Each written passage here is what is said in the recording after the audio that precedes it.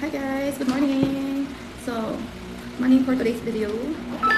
And nagamit ako ngayon ng sunscreen SPF 15. Ito yun. Nabili ko lang sa Watsons.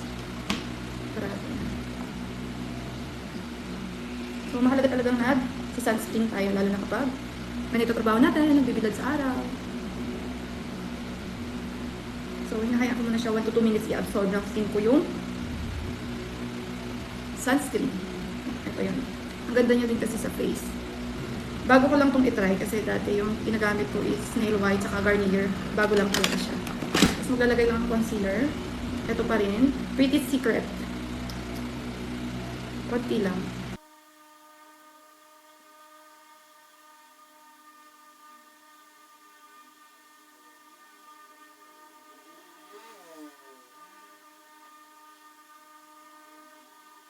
Tapos konting blush. Ito nga pala yung lipstick ko. Favorite. O. Tapos, ito yung pangkilay ko. Nawala yung ano. Ito pala yun. Ginaganyan ko lang siya. And then, supply ko na siya. Bago ako umalis kanina sa bahay, naglagay na ako ng ganito.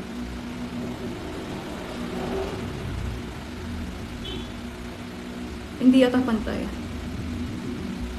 So, okay na yan. Ang kapa. Tapos, gagamit ako ng blush on. Blush on to ng anak ko, medyo luma na siya. Careline.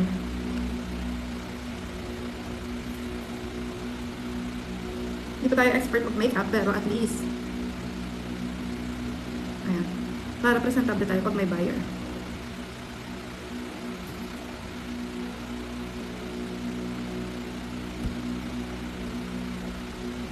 Okay na siguro yan.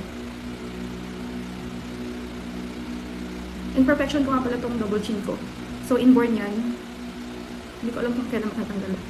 Ganyan. Imperfection ko yan. So, okay lang. Binigay yan ni Lord, guys.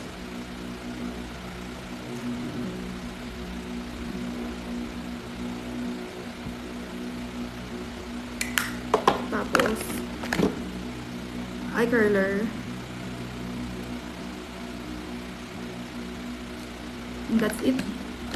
Minsan, pag sinisipalan na magmamaskara ako. Kaya lang sa sobrang init ngayon. Minsan na lang talaga. Pero sige, maglagay tayo.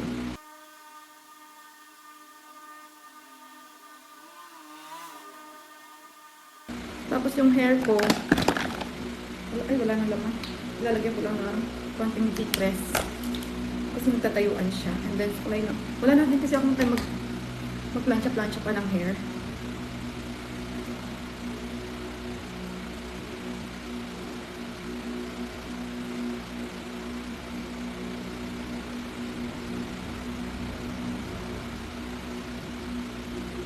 So, ito na yung look ko. Simple lang.